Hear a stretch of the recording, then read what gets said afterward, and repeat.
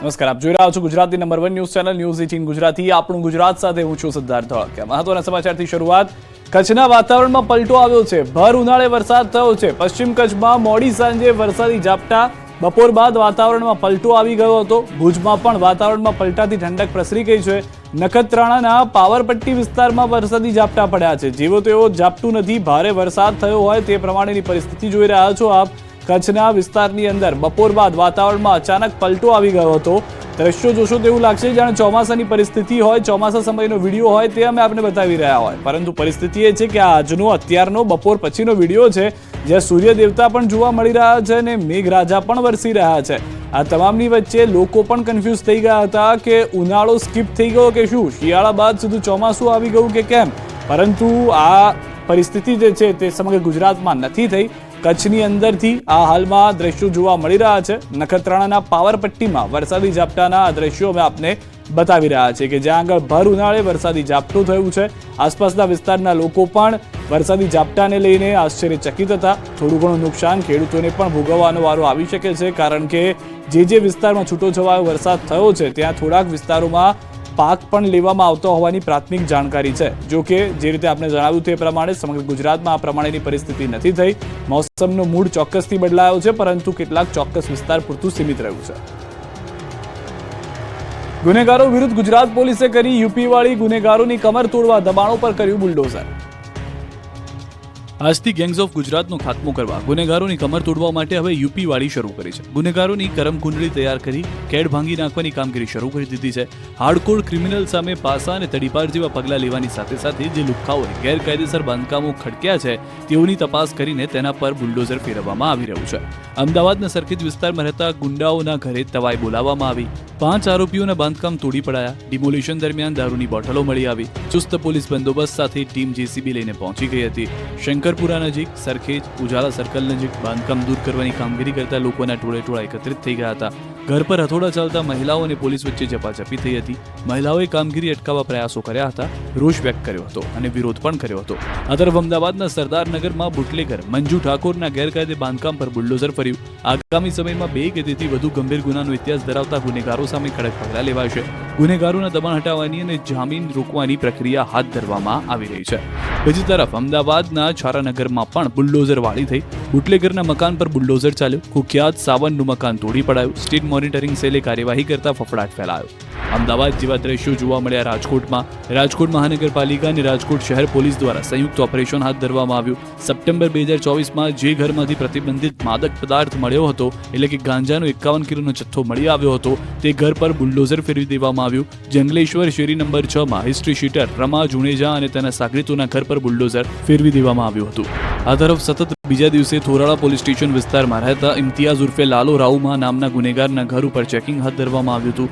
પોલીસે આરોપીઓના ઘરના વીજ કનેક્શન દૂર કરી કાપી નાખ્યા હતા. આ બાજુ ધાનેરા પોલીસે 25 અસામાજિક તત્વોની યાદી તૈયાર કરી તેમના વીજ કનેક્શન અને પાણી કનેક્શન કાપ્યા. તો છોટાઉદેપુરમાં ડિમોલિશનની કામગીરી કરી. સરદારબાગ, ઝંડા ચોક વિસ્તારમાં દબાણો હટાવવાની કામગીરી કરી. લારી ગલ્લા તંબુઓ દૂર કરતા રોષ ફેલાયો. આ બાજુ પોરબંદર છાયા વિસ્તારમાં ફરી એક વખત ડિમોલિશન કરાયું. છાયા પંચાયત ચોકી વિસ્તારમાં ડિમોલિશનની કામગીરી હાથ ધરી. 4 થી 5 ગેરકાયદેસર કાચા પાકા મકાન તોડી પાડવા કામગીરી કરી. મોરબીમાં પણ બુલડોઝર વાળી થતા ગુનેગારો ડરી ગયા. કાયદામાં રહેશો તો ફાયદામાં રહેશો સૂત્ર મુજબ જ હળવદના ગેરકાયદેસર હોટલ તોડી પડાઈ. સરકારી જગ્યામાં બનેલી હોટલ તોડી પાડવામાં આવી. તો વાંકાનેરમાં રીઢા ગુનેગારોને બોલાવી પોલીસે કાયદાનો પાઠ ભણાવ્યો. રીઢા ગુનેગારોને ઉઠક બેઠક કરાવી. રાજકોટ અને પાલનપુરમાં લુખ્ખાઓના ઘર પર ચાલ્યો તંત્રનો હથોડો. રાજકોટમાં સતત 2 દિવસથી તંત્રે લુખ્ખાઓની કમર ભાંગવાનું મિશન ઉપાડ્યું છે. અસામાજિક તત્વોને જડમૂળમાંથી ઉકાળી ફેંકવા માટે પોલીસે હવે લાલાંક કરી છે. રાજકોટ પોલીસે કુખ્યાત આરોપીઓની શાન ઠેકાણે લાવવા કમર કસી. શહેરમાં વધુ એક કુખ્યાત આરોપીના ગેરકાયદે ઘર પર બુલડોઝર ફર્યું. કુખ્યાત માજીદ ભાણુના ગેરકાયદે ઘરને તોડી પાડવામાં આવ્યું. થોડા દિવસ પહેલા માજીદ ભાણુએ પોલીસ પર હુમલો કર્યો હતો, જેને લઈને પોલીસે જેસીબી સાથે પહોંચી બુલડોઝર ચલાવ્યું હતું. ગઈકાલે પણ પોલીસ દ્વારા જંગલેશ્વરમાં કુખ્યાત બુટલેગર રમા જુણેજા અને જાવેદ જુણેજાના ગેરકાયદે ઘર પર બુલડોઝર ફેરવવામાં આવ્યું હતું. આ તરફ બનાસકાંઠાના પાલનપુરમાં પણ દબાણ ઝુંબેશ શરૂ કરી છે. સતત 3જા દિવસે ડિમોલિશનની કાર્યવાહી કરવામાં આવી. અસામાજિક તત્વોના ઘર પર બુલડોઝર ફેરવી દેવાયું. ગેરકાયદેસર દબાણ દૂર કરાયા. પાલનપુર સોનબાગ વિસ્તારમાં અસામાજિક તત્વોના ઘર પર ફર્યું દાદાનું બુલડોઝર. બાદલ દેસાઈ નામના રીઢા ગુનેગારના ઘર પર થયેલા ગેરકાયદેસર દબાણ પર ફર્યું દાદાનું બુલડોઝર.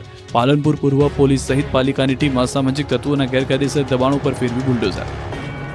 આ તરફ અમદાવાદનું મનપસંદ જીમખાનામાં પણ ચાલ્યું બુલડોઝર. અમદાવાદમાં ગુંડાઓનો હિસાબ હવે બરાબરનો થવા લાગ્યો છે. જાહેરમાં આતંક મચાવતા લુખ્ખાઓના ઘર પર હથોડા ચલાવવામાં આવી રહ્યા છે. ત્યારે જે લુખ્ખાઓએ ગેરકાયદે બાંધકામો ખડક્યા છે તેના પર બુલડોઝર ફેરવી દેવાયું છે. ત્યારે દરિયાપુર મનપસંદ જીમખાના ક્લબના બિલ્ડિંગમાં તંત્રએ સફાયો કર્યો હતો. આ સમગ્ર બિલ્ડિંગમાં જુગારધામ અને દારૂની પાર્ટીઓ ચાલતી હોવાની જાણકારી મળતા જીમખાનામાં ડિમોલિશન કરાયું હતું. સવારથી જ મનપાની ટીમ પોલીસ સાથે જેસીબી લઈને પહોંચી ગઈ હતી. ગેરકાયદે બાંધકામને દૂર કરવાની કામગીરી કરતા આ વિસ્તારમાં સન્નાટો વ્યાપી ગયો હતો.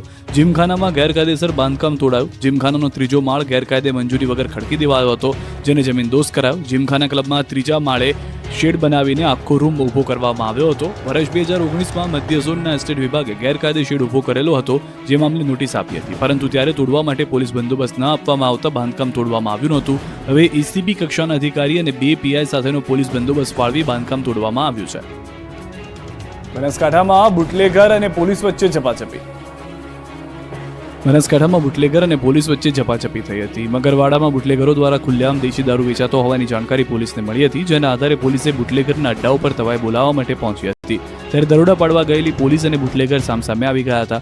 મહિલાઓ સહિતના લોકોએ પોલીસને કામગીરી કરતા રોકી હતી. જોકે પોલીસે 72 લીટર દેશી દારૂ, 20 લીટર વોશનો જથ્થો જપ્ત કર્યો હતો.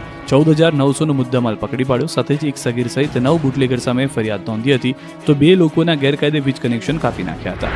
આ બાજુ રાજકોટના જેતપુરમાં દારૂબંધીના ધજાગરા ઉડ્યા હતા. ખુલ્લેઆમ દેશી દારૂના વેચાણ થતું હોવાનો વિડીયો વાયરલ થયો છે. દ્રશ્યોમાં જોઈ શકાય છે કે જેતપુરના ચાપરાજપુર રોડ પર દારૂનું ધૂમ વેચાણ થઈ રહ્યું છે. કેબિનોની આડમાં દેશી દારૂનું ધૂમ વેચાણ થઈ રહ્યું છે. કોઈ દારૂ લઈ રહ્યું છે.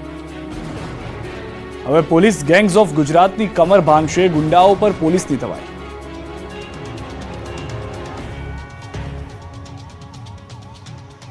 ગુજરાતમાં ગુંડાઓનું લિસ્ટ તૈયાર થયા બાદ સિંઘમ બનેલી પોલીસે હવે તવાઈ બોલાવી છે. ત્યારે અમદાવાદના રસ્તાઓ પર રાત્રે પોલીસે ડેરો જમાવ્યો છે. અમદાવાદની ઝોન 2 પોલીસે નાઇટ કોમ્બિંગ કરતા ગુંડાઓ સીધા દોર થઈ ગયા છે. ઝોન 2 વિસ્તારમાં આવતા શાહપુર, રાણીપ, સાબરમતી, ચાંદખેડા વિસ્તારમાં